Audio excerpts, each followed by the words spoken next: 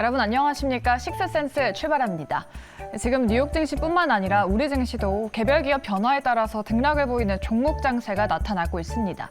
다만 오늘은 우리 증시 원달러 환율이 상승을 이어가고 기관 매도도 이어지고 있죠. 하락 종목 수가 우세했고 지수도 약보합권에서 장을 마쳤습니다. 이런 장에서 우리가 꼭 짚어봐야 될 이슈는 어떤 걸까요? 오늘 두 분과 함께 하도록 하겠습니다. 이주호 본부장 그리고 김시은 팀장 모셨습니다. 두 분 안녕하십니까? 네, 안녕하세요. 네, 오늘은 저희가 특별하게 좀 새로운 조합으로 이렇게 신상 원피스를 입고 오신 김시은 팀장님과 함께 두 분으로 배치를 해봤습니다. 어떤 분은 비주얼 데이라고 또 말씀을 하시네요. 네, 두 분의 비주얼 궁합이 어떨지 기대를 해보면서 오늘 이야기 나눠볼 시장의 핫 키워드 포인트 먼저 만나보고 오시죠. 네, 현대 기아차가 지금 3거래일째 하락하고 있습니다. IRA 보조금을 받지 못하게 됐다는데 어떻게 되는 건지 이야기 들어보도록 하고요. 재상승하는 2차 전지와 함께 또 철강주에 대한 이야기도 나눠보도록 하죠.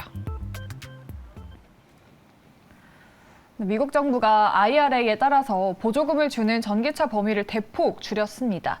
예상되었던 대로 현대차, 기아는 모두 빠지고 미국 차량만 포함이 됐죠. 이 영향으로 오늘 현대차, 기아 주가가 하락했는데 우리 본부장님이 지난주에 자동차 섹터는 앞으로 모멘텀이 충분하다. 다만 경제 지표를 보고 대응하자라고 말씀하셨는데 경제 지표가 이제 나왔죠. 네. 자동차주들의 향방 지금 시점에서 어떻게 보세요? 네, 저는 앞으로 상승에 대한 부분은 뚜렷이 모멘텀이 있다고 보고 있고요. 오늘 그 IRA 관련 내용 나오면서 어쨌든 조정을 받았는데 결국에는 제가 말씀드렸지만 미국을 위한 법안입니다. 사실상 인플레 감축법이라는 탈을 쓴 미국을 위한 법안인데 네.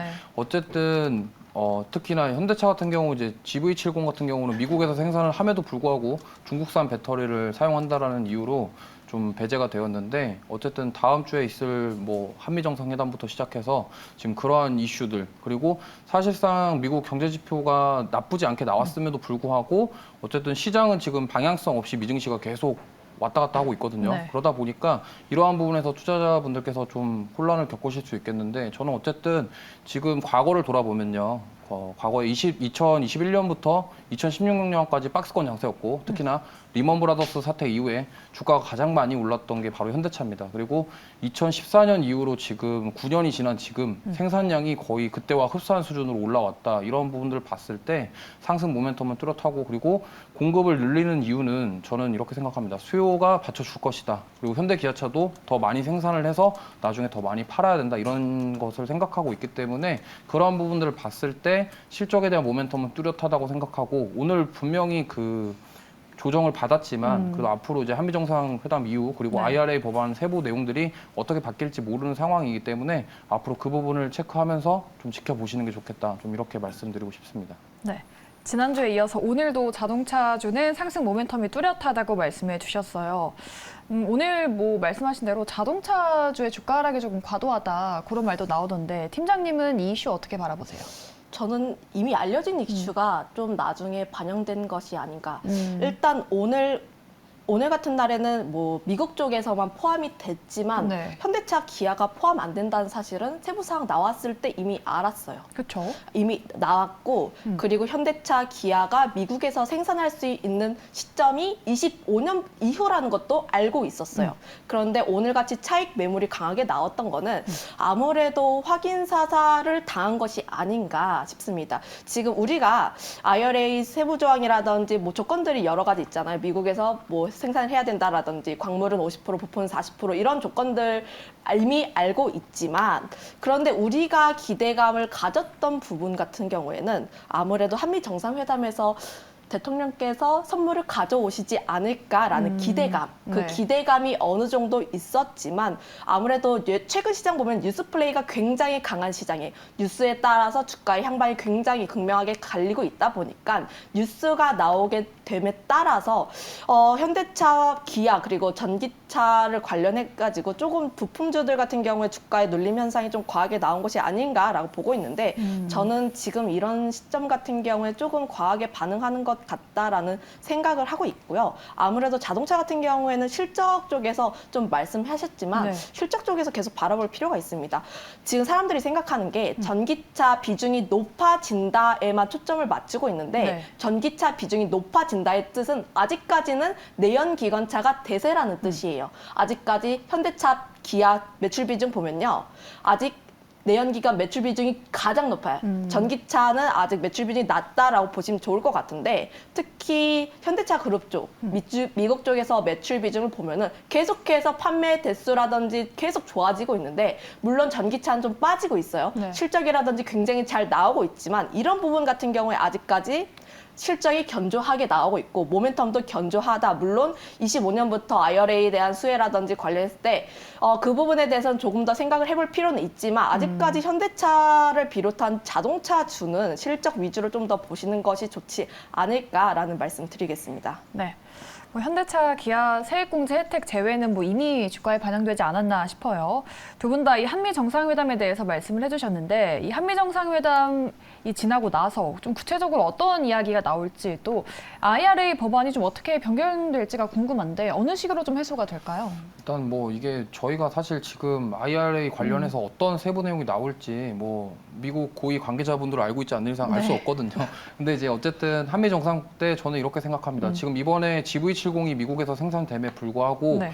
중국산 배터리라는 이유로 배제가 됐기 때문에 이제 뭐 대통령께서 가셔가지고 그 부분을 이제 우리가 뭐 개선을 하겠다 아니면 너네가 원하는 대로 중국산 배터리를 사용하지 않고 이런 것들에 대해서 좀 협상이 이루어질 것이라고 생각하고 있고요. 가장 중요한 거는 사실 미중 분쟁이 지금 계속되고 있고 네. 미국에서는 사실 중국을 정말 배제하고 싶어 하거든요. 이제 그러한 부분들 때문에 우리는 어떻게 보면은 중국의 수출을 가장 많이 하는데 네. 이제 그거에 우리는 중간에 껴가지고 진짜 난처한 상황인 거죠. 그래서 이번 한미 정상회담 때 아무래도 그런 부분들이 좀 얘기가 많이 나올 것 같고요. 그러면 이제 뭐 중국이랑 뭐 이런 수출이라던가 이런 외교적인 문제로 좀 풀어야 되는 내용이 있다 보니까 이거를 저희가 미리 예측을 해서 이제 한미 정상회담 때 대통령께서 좋은 얘기를 가져올 것이다. 이렇게 해가지고 그럼 매수를 하자 이렇게 접근하는 게 아니라 네. 그러면 지금은 당장 좀 약간 관망하시다가 결과가 나오고 나서 그 뒤후에 접근하셔도 괜찮다 이렇게 보고 있어요. 왜냐하면 결과는 아무도 모르거든요. 근데 만약에 정말로 좋은 소식을 가져올 거라고 생각했는데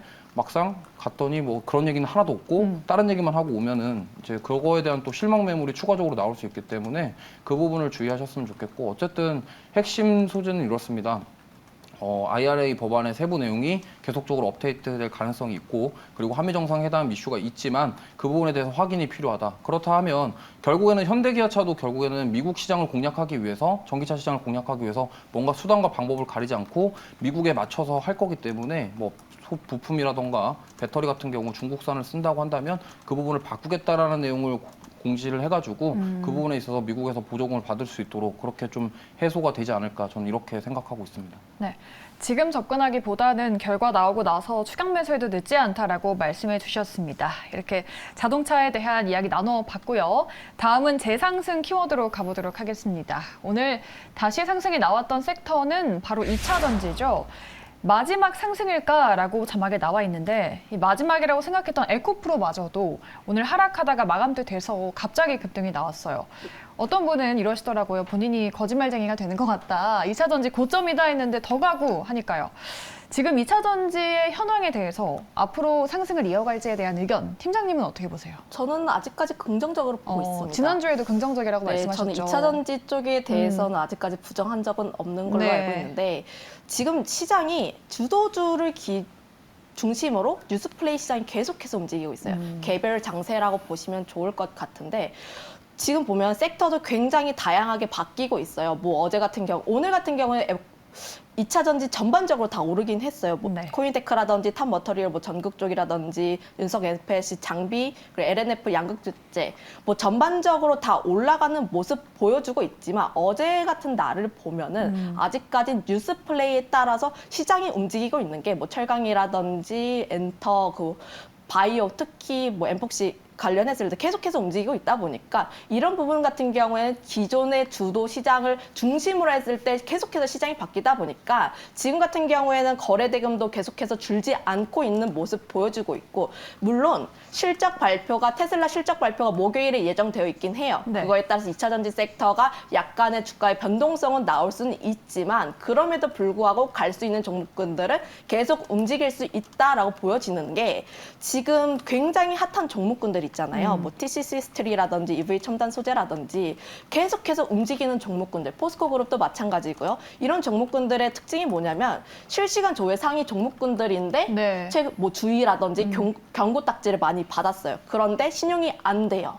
지금 주가는 최고점을 향해서 달려가고 있는데 신용이 안 된다는 것은 그만큼 바닥권에서 그러니까 아래권에서 신용을 많이 당긴 사람들은 전부 다 수익권이라는 얘기죠. 그거에 따라서 기존 주도주가 그렇게 크게 바뀌지 않는 이상 지금 움직이고 있던 종목군들 같은 경우에 계속 움직일 가능성이 크고 그리고 기존에 움직이고 있던 종목군들이 계속 움직이게 되면 그 후발로 움직일 수 있는 종목군들도 함께 따라갈 가능성이 높다 보니까 아직까지 2차 전지 섹터의 성장성이라든지 관련했을 때 물론 밸류에 대한 논란은 있긴 하지만 여전히 수급적으로 계속 움직이고 있다 보니까 아직까지는 계속 관심을 가져볼 만한 그런 섹터라고 생각을 하고 있습니다. 네.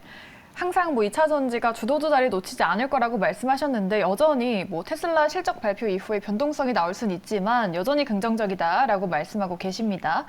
우리 노수님은 과연 마지막일까요? 2차 전지 다음 주도주는 조정받은 2차 전지다라고 말씀을 하시고 조정 후에 더 세게 가나요? 라고 또 여쭤보시는데 2차 전지 뭐 그동안 꺾인다는 말이 많이 나왔잖아요. 네. 조정을 받고 나서 더 세게 가게 될까요? 뭐 길게 보면은 더 갈 수 있을 거라고 저는 생각을 하는 게 어쨌든 지금 2차 전지만큼 뭐 수요에 대한 부분이 강력한 섹터가 거의 없다고 보시면 될 것 같고요.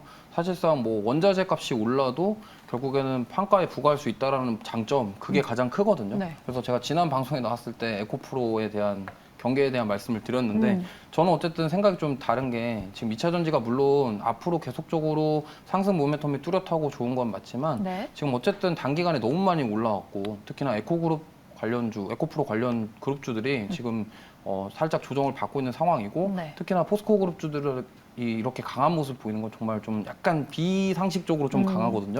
그러다 보니까 제가 봤을 때는 지금 에코프로에 있던 그런 수급들 그리고 2차 전지 쪽에 있던 수급들이 포스코 그룹 쪽으로 이동을 했다 이렇게 보고 있고요.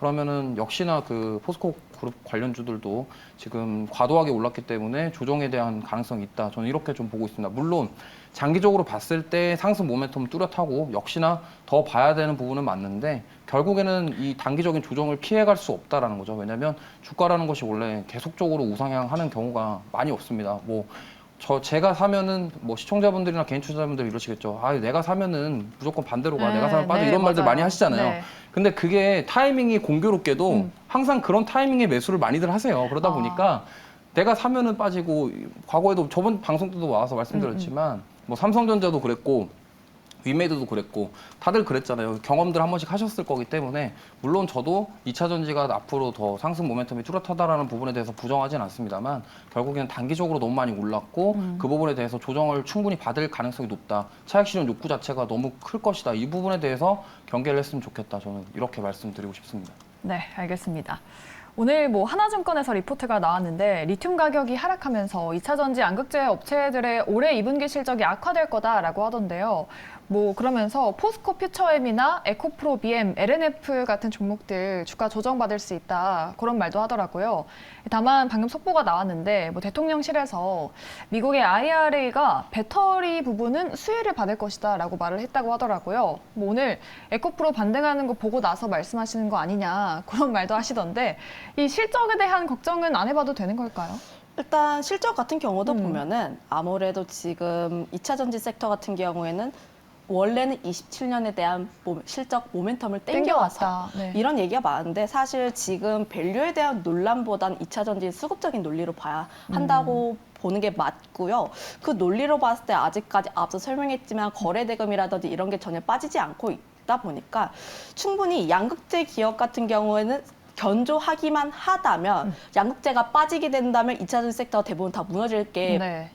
좀 보인 게 아무래도 2차 전지 섹터의 상승 출발을 양극재가 먼저 알렸어요. 양극재가 굉장히 먼저 달리고 그다음에 굉장히 뭐 장비라든지 부품이라든지 다양하게 움직였다 보니까 양극재 기업에 대해서 실적이 우려가 나오고 있긴 하지만 지금 수급적인 논리로 봤을 때는 아직까지 양극재 쪽은 견조하게 나온다라고 보고 있고요. 다만 조금 주의하실 점은 앞으로 종목별 차별화 장세는 더욱더 심해질 예정이라고 그쵸. 네. 보여지고 있는 게 아무래도 지금 뭐 굉장히 주가가 상승세를 나가고 있는 종목군들이 있잖아요. 그런 종목군들 배 아플 수 있어요. 배 아플 수 있긴 한데 일단 그 종목군들은 내게 아닙니다. 그런 신규로 접근을 하기 위해서는 그 위에 있는 것보다는 아래에 있는 것 쪽에 조금 더 접근해 보시는 게 더 맞을 것 같고요.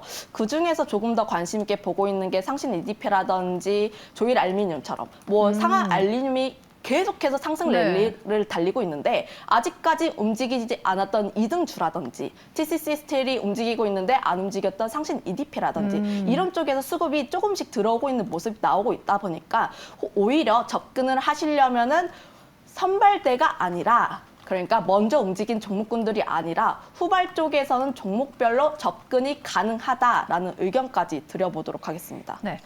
두 분의 2차 전지에 대한 관점은 조금 다르신 것 같습니다. 팀장님은 소외되어 있는 종목들 위주로 한번 보자, 뭐 상신 EDP나 조일 알루미늄 말씀해 주셨습니다.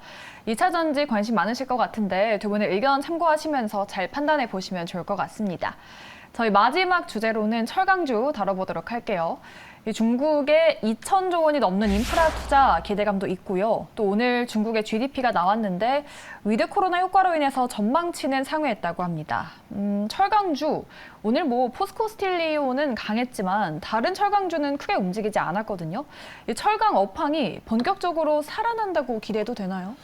저는 이게 아직 조금은 좀 이르지 않나 이렇게 생각합니다. 물론 중국에서 인프라 투자를 뭐 2,200조 정도 한다고 하는데 그 부분이 사실은 좀 과거를 돌아보면 중국은 지금 코로나 이후부터 계속적으로 경기 부양책을 하고 있거든요. 근데 그럼에도 불구하고 경기가 회복되는 모습이 보이지 않았는데 오늘 그나마 오늘 미국에서 중국에서 실물 경제 지표들이 좀 나왔는데 지표가 잘 나왔어요. 생각보다 잘 나왔는데 그 부분을 가지고서 앞으로도 더 이 업황이 좋을 것이냐 이 부분은 약간 글쎄요라고 말씀드리고 싶어요. 왜냐하면 어쨌든 원자재 가격에 대한 이슈도 있고요. 그리고 지금 미중 분쟁이 계속되고 있는 가운데 사실상 중국이 고립되면 고립될수록 물론 내수 경제 인구가 많은 것을 장점으로 해서 내수 경제가 살아날 수는 있겠으나 그게 지금 2년 코로나 이후에 2년 동안 아직 회복이 되지 않은 상태에서 이게 인프라 투자를 지금 뭐 2,200조를 한다고 해서 그게 단기간에 어떤 뭔가 눈에 보이는 뭔가가 나올 거라고는 전 보고 있지 않거든요. 그리고 네. 오늘 철강주들 움직임 보시면은 대부분의 철강주들이 움직인 게 아니라 포스코 관련 철강주들만 거의 움직였다고 보시면 돼요. 그게 네. 지금 2차 전지에서 이어지는 그 수급이 철강으로 이동된 게 아니라 결국에는 포스코 그룹주로 수급이 이동된 거거든요. 그쵸. 그러다 보니까 이거를 가지고 아 중국에서 이제 뭐 인프라 투자를 하니까 그게 업황이 개선될 것이다 이렇게 생각하는 거는 조금 약간 아직 이르다 이렇게 말씀드리고 싶고요. 그리고 이제 만약에 개선이 되고 업황이 개선되고 한다고 하더라도 좀 제가 봤을 때는 올해 4분기 이후 그리고 내년을 좀 봐야 될 거라고 보고 있고 실적에 대한 개선세가 어느 정도 나오는 것이 확인이 되었을 때 그때 조금 관심을 가지는 게 좋을 것 같습니다. 왜냐하면 이게 지금 단기간에 회복이 된다? 이게 시간이 좀 걸리는 싸움이기 때문에 그거를 그냥 단시간에 좀 그렇게 하시기보다는 저는 오히려 원자재가 안 들어가는 네. 뭐 엔터주라던가 이런 OTT 관련주들 그런 콘텐츠 관련주들을 보시는 게 오히려 더 좋다라고 이렇게 생각하고 있거든요. 왜냐하면 어쨌든 중국에서 경기 부양책은 계속되고 있고 중국에서 경기를 살리기 위해서 뭔가를 하고 있다고 한다면 어쨌든 그 중국에 있는 사람들이 뭔가를 해야 되고 소비를 해야 되는데 사실상 콘텐츠랑 엔터주 쪽으로는 사실 들어가는 비용이 없잖아요. 네. 뭐 사람 인건비는 들어가고 뭔가 하지만 원자재에 대한 부담감이 없기 때문에 그걸로 인해서 저는 오히려 엔터주 쪽 그리고 OTT 관련주 쪽으로 매출을 한번 기대해 보는 게 좋겠다. 차라리 보신다고 한다면 네. 지금 당장은 철강보다는 오히려 엔터나 OTT 쪽 콘텐츠 관련주 쪽을 보시는 게 좋겠다. 좀 이렇게 말씀드리고 싶습니다. 네. 엔터나 콘텐츠를 봐야 된다. 뭐 최근에 엔터주도 흐름 좋았던 것 같은데 보신다면은 어떤 섹터나 종목을 보시는지요? 네, 저는 지금 뭐 엔터주는 다 좋은데 네. 역시나 JYP, SM, 뭐 YG 다 고점이에요. 그러다 네. 보니까 지금 저는 이제 SM도 고점인가요? 그리고 SM도 근데 SM은 약간 이슈가 좀 있어가지고 네. 그거 조금 저는 안 보는 게 좀 좋겠다 싶고요. 지금 모범택시라고 드라마 아시죠? 이재훈 씨 나오는 거. 네. 그거 이후에 지금 한석규 씨 나오는 차기작이. 네, 차기작이 오. 낭만닥터 김사부 3입니다. 근데 그 드라마 제작사 사마네트웍스 좋게 보고 있고요. 그리고 낭만닥터 김사부가 1편, 2편이 모두 다 시청률이 27%였어요. 몰랐네요. 네, 네. 그러다 보니까 이제 3편도 좀 기대감이 있다. 아. 그리고 또 재벌집 막내 아들 같은 경우도 드라마 흥행했을 때 그게 레몬레인 상한가 가고 그랬잖아요. 네. 그러다 보니까 지금 OTT 관련 쪽이 아무래도 수급이 지금 들어오고 있고 이쪽이 한번 뭔가 일을 내지 않을까 네. 좀 이렇게 생각하고 있습니다. 네. 철강주보다는 대안으로 오히려 엔터나 콘텐츠를 봐야 된다. 종목은 사마 네트워크스로 관심 가져보자 말씀해 주셨습니다. 철강주는 업황 개선이 올 하반기는 돼야 될 것이다 라고 말씀하셨는데 팀장님은 어떻게 보시는지 중국 부양책 영향을 받아서 업황이 좀 빠른 시간 내에 살아날 수 있을까요? 주가는 선방향입니다. 아, 네, 보통 네. 6개월 정도 반영이 되고 있는데 물론 앞서서 설명한 콘텐츠 엔터 저도 굉장히 좋게 보고 있는 섹터이기도 네. 하고요. 콘텐츠 같은 경우는 사실 내일 넷플릭스 실적 발표가 있는데 최근에 주가 같은 경우를 보면 넷플릭스 주가가 100% 넘게 올랐는데 네. 아직까지 우리나라 콘텐츠도 안 움직였어요. 그러다 보니까 사실 단기적으로 보게 된다면 엔터라든지 엔터 같은 경우에는 중장기적으로도 좋지만 콘텐츠 네. 같은 경우에는 단기적으로도 좀 접근해볼 만하다라고 생각을 하고 있지만 철강 같은 경우에는 좀 묵직한 종목군들이 계속해서 움직이고 있는 모습 보여주고 있고요. 거기다가 저번 주부터 계속해서 꿈틀꿈틀거리면서 올라가는 모습 보여주고 있어요. 물론 시황에 대한 개선이라든지 뭐 관련했을 때는 하반기부터 움직일 수 있다라고 하지만 우리 시장 같은 경우를 보면은 지금 당장 이야기보다는 하반기부터 실적 개선이라든지 시황에 대한 개선 부분이 먼저 반영되다 보니까 지금 철강 같은 경우에는 좀 관심권에 둬도 좋지 않을까라는 말씀 드려보도록 하겠고요. 특히 철강 같은 경우에는 중국 인프라 투자에 대한 관심이라든지 관련했을 때 주택 관련 지표가 계속적으로 좋아지고 있는 모습 보여주고 있습니다. 1선뿐만 아니라 2, 3선에서도 계속적인 좋아지고 있는 모습 보여주고 있고 철강 쪽에 대해서도 좀 PMI 지수가 시장 전망치를 상회하고 있는 모습 보여주고 있다 보니까 수요 회복 조짐도 나오고 있다고 보시면 좋을 것 같은데 거기다가 글로벌 철강 가격도 올라가고 있어요. 특히 미국 쪽에서 열연 가격이 계속해서 올라가고 있는 12월부터 올라가고 있는 모습 보여주고 있다 보니까 미국에서 인프라 투자에 대한 기대감 때문에 가격이 올라가게 된다면 국내에서도 함께 덩달아서 가격을 올릴 가능성이 높다 보니까 원재료 가격 상승에 대한 기대감까지도 나와 있는 상황이라고 볼 수가 있겠고요. 특히 철강주 같은 경우에는 실적 개선에 대한 기대감도 나와 있는데 작년 4분기 그러니까 4분기 같은 경우에 태풍이라든지 경기 침체에 대한 우려 때문에 실적 악화가 나왔지만 1분기 같은 경우에는 영업이익이 다시 한번 흑자 전환할 것으로 전망하고 있고 거기다가 하반기 그러니까 인프라라든지 투자에 대한 부분이 나오고 있다 보니까 지금 같은 경우에는 철강 관련주 관심권에 둬야 할 때라고 생각을 하고 있습니다. 철강주 어떤 종목 보시는지 간단하게 한번 여쭤볼까요? 어울프서인 것 같긴 한데 네. 포스코홀딩스가 그래도 전 2차 전지 섹터가 아니냐, 이제는 2차 전지로 봐야 되지 않냐라고 보고 있지만 네. 그럼에도 불구하고 다양한 모멘텀을 가지고 있는 거고 그중에 한 축에서 아직까지 철강 매출 비중이 50%이다 보니까 철강 쪽을 보시게 된다면 가장 먼저 보시면 좋을 게 포스코홀딩스, 그 다음에는 현대제철을 보시는 게 더 좋지 않을까라는 말씀 드리겠습니다. 알겠습니다. 포스코홀딩스와 현대제철 말씀해 드렸습니다. 철강주 투자하실 때 참고해 보시면 좋을 것 같아요. 이외에 저희 오늘 이슈가 나왔었던 종목들도 들여다보도록 할 텐데요. 어떤 종목들이 특징주로 올라왔는지 함께 만나보시죠. 네, 오늘은 급등한 종목들 위주로 올라와 있습니다. 모베이스 전자, 크리스탈 신소재 상한가 기록했고요. 동국산업도 어떤 포인트 눈여겨봐야 되는지 짚어보도록 하죠. 모베이스 전자 오늘 상한가 유지하면서 마감을 했고요. 작년에 역대 최대 실적을 냈고 올해는 매출 1조 클럽에 가입할 수 있을 거다라는 전망이 나옵니다. 주가도 환골탈퇴할 수 있을지 두 분의 의견 열어볼게요. 두 분 다 환골탈퇴할 수 있다 말씀해 주셨어요. 제네시스 차종에 컨트롤러를 공급한다라고 하던데 필기를 인식을 한다고 하더라고요. 네네네. 기술이 발전을 많이 했네요. 지금 자동차 부품이나 이런 것들 관련해서는 정말 이슈가 많이 있고 그런 것들 어쨌든 앞으로 차세대 관련해서 전장이라던가 자동차 그 편리 시스템, 전자제어 시스템 이런 쪽으로 지금 납품을 하고 있기 때문에 이런 쪽에 오늘 그런 기대감과 더불어서 매출 앞으로 그러니까 실적에 대한 부분들 부분들 이런 것들을 기대해봤을 때 기대도 좋다 이런 것들 때문에 상한가에 안착했다고 볼 수 있겠고요. 근데 일단 이 종목 같은 경우는 2년 전부터 지금 주가 조정을 많이 받았었습니다. 그리고 이 종목은 뭐 많은 분들이 아시겠지만 그 윤석열 인맥주로 엮였었거든요. 네네. 대통령 당선되기 전에 그런 부분들도 있었기 때문에 그런 것들을 이제 주가는 그런 거품이 다 빠졌고 이제 저는 바닥권을 다져주면서 추세 전환을 하려는 모습 보이고 있다 이렇게 보고 있고요. 네. 오늘 좀 강한 시세를 줬는데 저는 충분히 더 갈 수 있다고 보고 있어요. 그리고 이제 이러한 것들이 제네시스나 이런 것들은 사실 앞으로 성장 가능성이 크기 때문에 차종 자체가 뭐 전기차뿐만이 아니라 지금 제네시스 어쨌든 브랜드 자체가 되게 고급지고 지금 외국에서도 많이 선호하는 브랜드이기 때문에 이런 매출량은 저는 긍정적이라고 보고 있고 다만 이제 이 모비스전자 같은 경우가 실적에 대한 모멘텀이 살짝 부족하긴 합니다만 어쨌든 이 부분이 개선되는 모습들을 봤을 때 저는 앞으로 가능성이 있다 이렇게 보고 있고요. 그럼 뭐 이런 것들이 이제 주가에 반영이 되면은 추가적으로 시세를 줄 것이다 그렇게 보고 있지만 문제는 단기간에 또 역시나 이 종목도 많이 올랐기 때문에 네. 뭐 신규 접근하시는 것도 좋겠지만 어쨌든 조정을 받을 수 있다라는 점 차익 실현 욕구가 좀 있다라는 부분은 감안하시고 접근하셨으면 좋을 것 같습니다. 네, 알겠습니다. 모베이스 전자는 두 분 다 예스 의견 두셨다는 점 기억해 보시면 좋을 것 같고요. 두 번째로는 크리스탈 신소재 보도록 하겠습니다.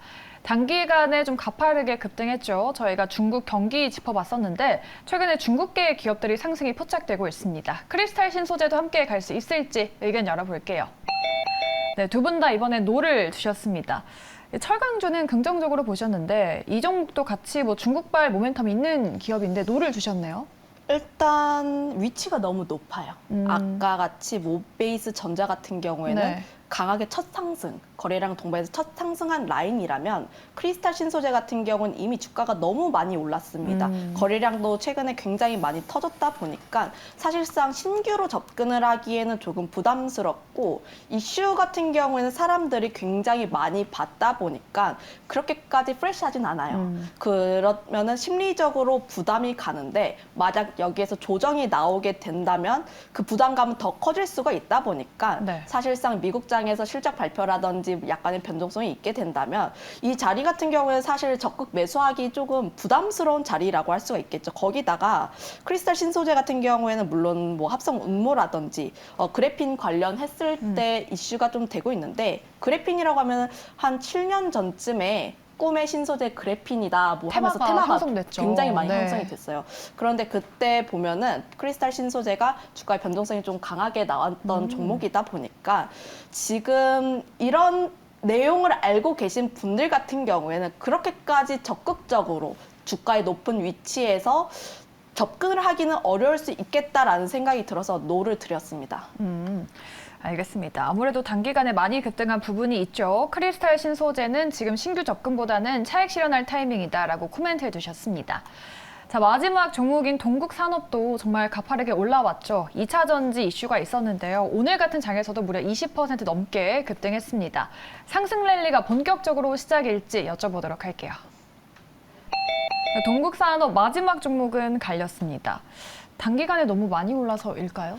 그런 것도 있고요. 사실 이게 지금 52주 오늘 52주 신고가 네. 경신을 했는데 지금 주가가 2009년 리먼 브라더스 이후에 지금 14년 만에 11,000원대로 다시 올라왔거든요. 네. 그러니까 그만큼 많이 올라왔다라는 거고 물론 그만큼 기간이 길었습니다만 어쨌든 고점에 대한 부담감이 있다 이렇게 보고 있고요. 그리고 4월 달만 93%가 올랐거든요. 그리고 사업 자체가 신재생 에너지 사업도 하고 있는데 네. 어쨌든 이러한 사업적인 부분은 기대감은 충분히 있다. 하지만 역시나 좀 많이 올랐다. 그렇기 때문에 이 부분에 대해서 누군가 보더라도 이거는 차익 매물 욕구가 좀 솟아오르거든요. 왜냐면 뭐 월봉상 차트를 봤을 때 기가 막히게 그 11,000원대 구간이 지금 딱 뭔가 걸릴 것 같은 그런 느낌이 네. 들은 그런 모양이에요. 그러다 보니까 어쨌든 차익 욕구에 대한 부분이 분명히 있을 거고 4월 달 한 달 안에 너무 많이 올랐고 이런 부분들을 봤을 때 조심해야 되지 않겠냐 이렇게 생각합니다. 물론 역시나 앞으로 모멘텀은 충분한데 단기 차익 매물이 더 욕구가 크다. 저는 이런 관점으로 봤을 때 노라고 좀 말씀드리고 싶습니다. 네. 신재생 사업도 하고 있고 모멘텀도 좋지만 11,000원 정도가 좀 상당한 제한이 있는 것 같다라고 말씀하셨어요. 팀장님은 예스를 두셨는데 뭐 크리스탈 신소재도 급등주였고 동국산업도 단기간에 많이 올라왔는데 이 종목은 예스를 두셨네요. 조금 약간 접근이 다른 게 크리스탈 신소재는 좀 변동성이 강하다 보니까 개인적으로는 접근하기 조금 힘들 것 같다는 의견이었고, 동국 산업 같은 경우에는 일단 이렇게 말하면 좀 쉬울까요? 약간 실시간 조회에 많이 들어와요. 일단 최근에? 네, 네. 눈에 굉장히 많이 띄는, 그러니까 거래량이라든지 관련했을 때 눈에 굉장히 많이 띄는 종목군이다 보니까 관련했을 때 물론 지금 신규로 접근하기에는 조금 부담스러운 자리일 수는 있지만 네. 그럼에도 불구하고 조금 더 충분히 그러니까 지금 당장 차익 실현보다는 조금 더 바라볼 수 있는 여지가 있는 게, 니켈 도금 강판 같은 경우에는 공급 부족에 대한 이야기도 있고요. 거기다가 자회사 신재생 에너지 관련했을 때 해상 풍력을 가지고 있습니다. 그런데 IRA 관련했을 때 지금 아직까지는 2차 전지에만 집중을 하고 있어요. 그런데 IRA 또 다른 수혜주는 신재생 에너지, 그리고 해상 풍력이라든지 태양광 관련했을 때는 그렇게까지 이야기가 부각이 되지 않았다 보니까 관련했을 때 추가적으로 조금 더 움직일 수 있는 모멘텀이 신재생 쪽이 더 아닐까라고 생각을 하고 있고요. 그 점에 있어서 동국산업 같은 경우에는 조금 더 바라봐도 좋지 않을까라는 말씀 드려보도록 하겠습니다. 네, 그렇죠. 최근에 조회 상위 종목에 많이 포착이 됐죠. 역시 핫한 종목들을 계속 눈여겨보고 계시네요. 그래도 신규 접근보다는 보유자의 영역이다라고 이해할 수 있겠습니다. 이렇게 동국 산업까지 저희 3가지 종목에 대한 이야기 들어봤고요. 두 분은 여기서 보내드리도록 하죠. 지금까지 펀스탁 이주호 본부장 그리고 헤르메스 스탁의 김시은 팀장이었습니다. 두 분 오늘 말씀 고맙습니다.